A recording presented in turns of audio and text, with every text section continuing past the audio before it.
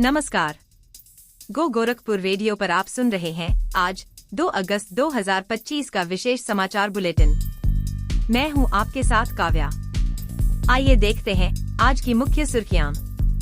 Gorakhpur collectorate में मजदूरों और अधिवक्ताओं के बीच झड़प, बार एसोसिएशन के मंत्री घायल। खजनी तहसील के पेशकार ने तहसीलदार पर गाली गलौज और मानसिक प्रताड़ना का आरोप लगाया, त्यागपत्र देने की पेशकश। गोरखपुर की एक अदालत ने एम्स के 18 MBBS छात्रों के खिलाफ मुकदमा दर्ज करने का आदेश दिया। गोरखनाथ में बुजुर्ग से 14 लाख रुपए की ठगी, ठग ने खुद को NIA अधिकारी बताया था। GDA ने पिपराइच में 20 एकड़ की अवैध सफरान सिटी प्लॉटिंग को ध्वस्त किया। अपर नगर आयुक्त ने 3 वाहन चालकों की सेवा समाप्त की, 50 को अंतिम चेतावनी। GDA उपाध्यक्ष ने पाम पैराडाइज योजना का निरीक्षण किया, 10 अगस्त तक काम पूरा करने के निर्देश। एम्स गोरखपुर ने मरीजों के तीमारदारों के लिए नाइट शेल्टर का शुल्क घटाकर 10 रुपए प्रति रात्रि किया।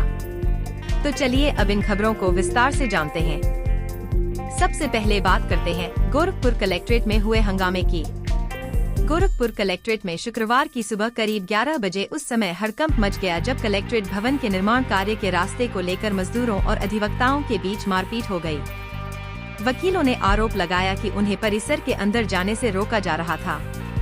जब अधिवक्ताओं ने इसका विरोध किया तो ठेकेदार और उसके मजदूरों ने एक अधिवक्ता के साथ मारपीट की। इससे गुस्साए अधिवक्ताओं की भारी भीड़ जमा हो गई। इस झड़प में बार एसोसिएशन के मंत्री CP मिश्रा को भी चोटें आईं। सूचना मिलते ही ADM city Anjani Kumar Singh, SP city Abhinav Tyagi, SP north Jitendra Srivastava और CO गोरखनाथ रवि सिंह सहित कई थानों की पुलिस मौके पर पहुंची और स्थिति को शांत कराया। यह विवाद पिछले कई दिनों से चल रहा था और वकील लगातार आने जाने के लिए रास्ता छोड़कर निर्माण कार्य कराने की मांग कर रहे थे। एक और प्रशासनिक मामले में खजनी तहसील में उप जिलाधिकारी न्यायालय के पेशकार सुशील कुमार श्रीवास्तव ने तहसीलदार ध्रुवेश सिंह पर गाली गलौज और मानसिक प्रताड़ना का आरोप लगाया है। इस घटना से आहत होकर पेशकार ने जिलाधिकारी को पत्र लिखकर अपनी सेवा से त्याग पत्र देने की पेशकश की है। पेशकार का आरोप है कि तहसीलदार ने उन्हें एक वाद को लेकर गाली दी। इस घटना के बाद अन्य तहसील के कर्मचारियों ने भी प्रदर्शन कर तहसीलदार को निलंबित करने की मांग की है। हालांकि तहसीलदार ध्रुवेश सिंह ने इन आरोपों को झूठा बताया है और कहा है कि पेशकार अपनी गलती छिपाने की कोशिश कर रहे हैं। इस मामले से पूरे जिले के कर्मचारियों में रोष है। एम्स गोरखपुर से भी एक बड़ी खबर सामने आई है।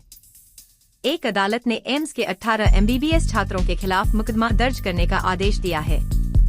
पीड़ित छात्र जितेंद्र भाटी ने आरोप लगाया कि नवंबर 2024 में हुए एक सांस्कृतिक कार्यक्रम के दौरान 16 सहपाठियों और 2 सीनियरों ने उनके साथ मारपीट की और जातिसूचक शब्दों का प्रयोग किया। पीड़ित ने बताया कि उन्होंने पहले एम्स प्रशासन से शिकायत की, लेकिन जब कोई कार्रवाई नहीं हुई तो उन्होंने अदालत का रुख किया। अदालत ने पुलिस को 10 सितंबर तक इस मामले में रिपोर्ट सौंपने का निर्देश दिया है।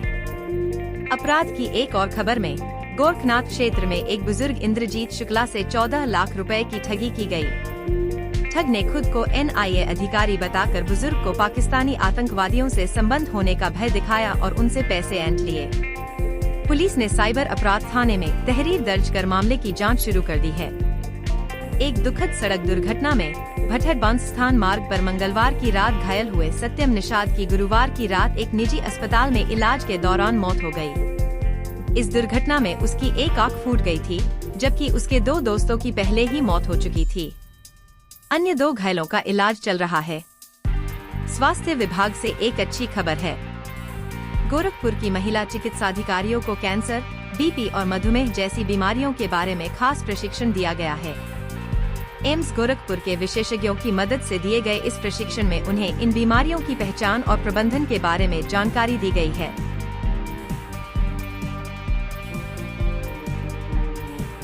आप सुन रहे हैं गो गोरखपुर रेडियो। रेलवे कर्मचारियों की समस्याओं को लेकर रेलवे कर्मचारी संघ के महामंत्री विनोद राय ने रेलवे अधिकारियों पर समस्याओं का समाधान न करने का आरोप लगाया है। उन्होंने कहा कि अगर जल्द ही समाधान नहीं हुआ तो संघ आंदोलन करने पर मजबूर होगा। रेलवे सुरक्षा बल यानी RPF यात्रियों की सुरक्षा के प्रति पूरी तरह सतर्क है। आरपीएफ ने गोंडा में एक 12 वर्षीय नाबालिग लड़के को और गोरखपुर में 16 और 17 वर्ष की 2 नाबालिग लड़कियों को लावारिस हालत में पाया और उन्हें चाइल्ड लाइन को सौंप दिया। इसके अलावा आरपीएफ ने एक यात्री का छूटा हुआ बैग भी बरामद कर उसे मालिक तक पहुंचाया। पिपराइच में national highway authority of India ने 30 दुकानों को नोटिस जारी कर 1 हफ्ते में खाली करने को कहा है। ये दुकानें नवनिर्मित ओवरब्रिज के पास अतिक्रमण कर बनाई गई हैं, जिससे स्थानीय दुकानदारों में हड़कंप मच गया है। अब बात करते हैं प्रशासन और विकास कार्यों की। गोरखपुर नगर निगम की आगामी कार्यकारिणी समिति की बैठक में कई अहम मुद्दों पर चर्चा होगी। सपा के वरिष्ठ पार्षद जियाउल इस्लाम ने महापौर को पत्र लिखकर टैक्स विभाग से जुड़ी पारदर्शिता और गृहकर एवं जलकर की डिमांड बिल में ब्याज लगाने की प्रक्रिया पर जानकारी मांगी है। लापरवाही बरतने वाले कर्मचारियों पर भी प्रशासन सख्त है। अपर नगर आयुक्त निरंकार सिंह ने वाहन विभाग की समीक्षा के बाद 3 वाहन चालकों रजनीश तिवारी, जोगिंदर पासवान और नीतीश साहनी की सेवा समाप्त कर दी है। इसके अलावा 50 चालकों को अंतिम चेतावनी दी गई है, क्योंकि वे हर दिन 8 घंटे की ड्यूटी पूरी नहीं कर रहे थे। सफाई व्यवस्था को दुरुस्त करने के लिए सफाई निरीक्षकों को यह सुनिश्चित करने के लिए कहा गया है कि हर वाहन चालक हर दिन कम से कम 500 घरों से कूड़ा एकत्र करे। अवैध प्लॉटिंग पर जीडीए का बुलडोजर अभियान शुक्रवार को भी जारी रहा। पिपराइच थाना क्षेत्र के उनौला गांव में मनीष श्रीवास्तव और बबलू सिंह द्वारा लगभग 20 एकड़ भूमि पर बनाई गई अवैध सफरान सिटी को ध्वस्त कर दिया गया। इसी गांव में अब्दुल मजीद द्वारा 4 एकड़ में की जा रही अवैध प्लॉटिंग को भी ध्वस्त किया गया।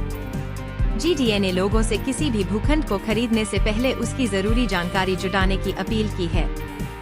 जीडीए उपाध्यक्ष आनंद वर्धन ने देवरिया बाईपास पर बन रही आवासीय योजना पाम पैराडाइज का भी निरीक्षण किया और अधिकारियों को सभी काम 10 अगस्त तक पूरे करने के निर्देश दिए। चिल्लूपार विधानसभा क्षेत्र में परिवहन सेवा को बेहतर बनाने के लिए 11 नई बसें चलाई जा रही हैं। विधायक राजेश त्रिपाठी ने बताया कि ये बसें जिला मुख्यालय के साथ साथ दिल्ली और वाराणसी तक भी जाएंगी। उन्होंने यह भी बताया कि गोला हाजीपुर पुल का निर्माण इस साल अक्टूबर से फिर से शुरू होगा और 2026 में इसका लोकार्पण किया जाएगा। वहीं एक बड़ी खबर में पाली ब्लॉक के तिलौरा गांव में आयोजित चौपाल में अव्यवस्था देखकर सीडीओ भड़क गए और फरियादियों की बात सुने बिना ही 20 मिनट में वहां से चले गए। अब बात करते हैं शिक्षा, स्वास्थ्य और सामाजिक गतिविधियों की। दीनदयाल उपाध्याय गोरखपुर विश्वविद्यालय के संस्कृत एवं प्राकृत भाषा विभाग में संस्कृत सप्ताह का उद्घाटन हुआ।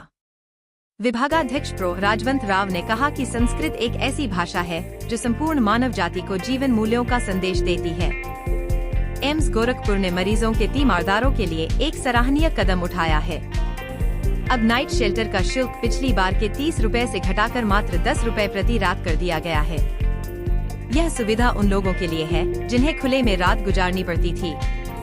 विश्वविद्यालय में बीए के अलावा अन्य कार्यक्रमों में सीट आवंटन हासिल करने वाले अभ्यर्थियों के लिए शुल्क जमा करने की अंतिम तिथि शनिवार है। साथ ही आज से प्रमाण पत्रों का सत्यापन भी शुरू हो जाएगा। स्वास्थ्य के क्षेत्र में महंत दिग्विजयनाथ आयुर्वेद चिकित्सा विज्ञान संस्थान में शिशु स्तनपान सप्ताह का शुभारंभ हुआ, जिसके तहत 400 स्कूली बच्चों का स्वास्थ्य परीक्षण किया गया। डीयूयू के महिला अध्ययन केंद्र ने भी जिला अस्पताल में गर्भवती महिलाओं और माओं को स्तनपान के फायदों के बारे में जागरूक किया। एम्स गोरखपुर में भी शिशु स्तनपान को बढ़ावा देने के लिए अमृत कक्ष नाम से एक अलग कमरा बनाया गया है। सांस्कृतिक गतिविधियों में गोस्वामी तुलसीदास जी की जयंती पर विकास नगर शिव मंदिर में कार्यक्रम आयोजित हुआ। मानस मर्मज्ञपन बीपी पाठक भारद्वाज ने कहा कि तुलसीदास की रचनाएं आज भी प्रासंगिक हैं। ब्राह्मण समाज की नई दिशा को लेकर सहजनवा में ब्राह्मण जोड़ो अभियान का शुभारंभ हुआ।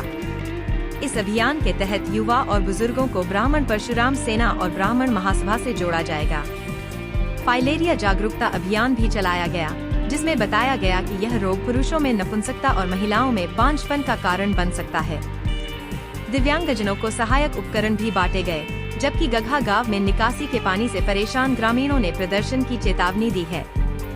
तो ये थी गोरखपुर और आसपास से जुड़ी आज की प्रमुख खबरें। उम्मीद है कि यह बुलेटिन आपको पसंद आया होगा। हम फिर मिलेंगे कुछ नई और अहम खबरों के साथ। तब तक के लिए नमस्कार।